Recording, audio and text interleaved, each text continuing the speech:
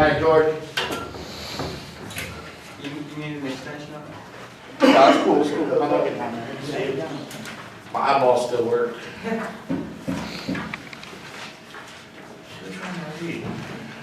I've been reading that all day. You know what? I'm gonna read this one. I never read it. I never showed it to no one. Do me a favor, push the button so I sound like John Cash, all right? I'm George Warner. Live at LA Nation with my brothers here. As a poet, I'm starting to call myself Babyface. Come on. All right? You gonna see? No, I'm working on that one.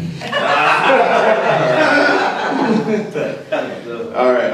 I have a few poems that praise God, but I'm gonna keep it real tonight. Praise God. I'll tell you a story about a boy I knew. I call this one "Love Your Son."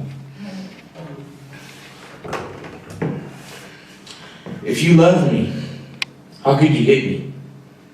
If you love me, why did you beat me? Is your love bending me over your knee? Using your hand or a belt or maybe a hanger to brand me? If I was your loving son, how could you threaten me with that wrench? But nothing was worse than that love from the buckle on your belt. As you wrench on my bench, all I could do was ball up and clench. I had to see you wear it day after day. In my mind it would stay, as the life of my youth withered away. Yet no one ever knew how really you loved me. Because you say on the way to Grandma's house one day, tell anyone about this and it's your life I'll take. In a flash of a pan, you beat this boy until he was a man. Your personal reprimand played land. You beat me like a one-man band. Finally, I could take an overhand stand and say no more, never again, or it's your life I'll take. I was loved so much, there are pages in my life that are blank. So much that the head cranked, ached, dwelling on those missing days. So steadfast on the contrast covered by overcast of my bypassed boyish past. There was no one to tell, no one to sell on my personal hell. These things except God. I was angry with my parents, especially him, my creator, my father, my maker, that stands on love. In my roll cage of teenage rage, I would say, how could you let this happen to me? How could you let this happen to your son? One day he answered me. When I had that gun to my head, finger on the trigger, lusting for death,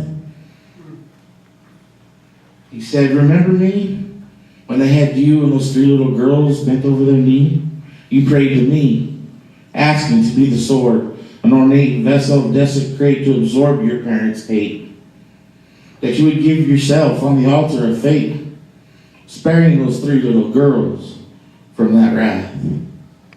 So only then did I allow you to be carried down that path, that gate of innate hate. Someday they would allocate their agitated, desecrate, of violate to decapitate. Oh yeah, those pages that are blank, that's because your father made a fatally grave mistake that you could not bear to take, unspeakable things that spared you from your sisters. So as you sit here, gun to your head, lusting for death, praying for forgiveness as you commit death, I'll give you breath and send you my priest. Look, son, across the street. It was Father Scott, my childhood priest. So I drop the gun, quickly lurching to my feet. I run across the street. He is my father, and I am his son. He's the one who never laid a hand on me, except a pat on the back or a great big hug. God breathed into him and him into me, turning me from hate to love, from death to life. Father Scott, thank you for being a man of God, and God, thank you for keeping me as your son. Sincerely, with love, your son. Thank you. All right.